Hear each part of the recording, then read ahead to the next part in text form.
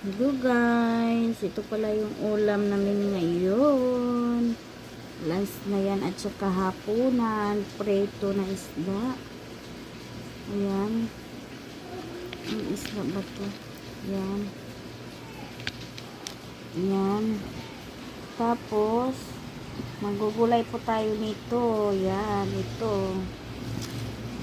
Gawa-gawa lang tayo ng ating lutuin. So, ayan, napagtipan. Ganyan lang siya kadami kasi dalawa lang kami kakain.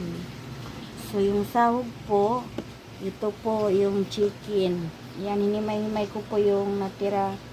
Ihalo ko po dun sa gulay. Tapos, kamati, siboya, saka garlic. So, yun lang po. Igigisa ko lang po siya dyan.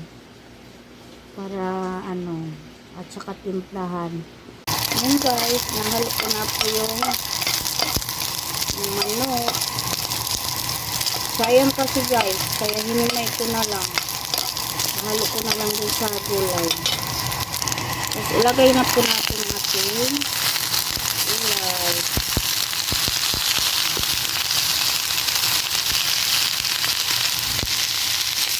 So ayan guys, hinalo na lang natin.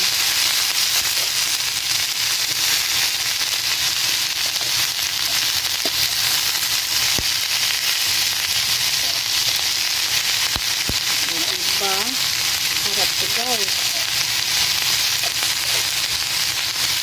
Halo na lang yan. Para may laman, may sahog. Diskarte na lang ito.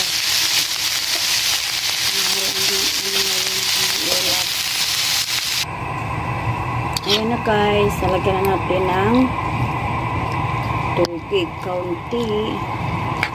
So, natimplahan natin po siya. Pakuluin lang natin. Luto na. So, yan, yun na. Ayan po. Luto na po yung ating gulay. So, tatanggalin ko na. Ito na guys. Naluto na po yung ating gulay. Ayan. Yummy, yummy. At saka ating pritong isda. So, ayan, gumawa po ako ng sausawan, kalamansi sa soy sauce. So, ayan po yung kanin natin, yung rice. So, ayan guys.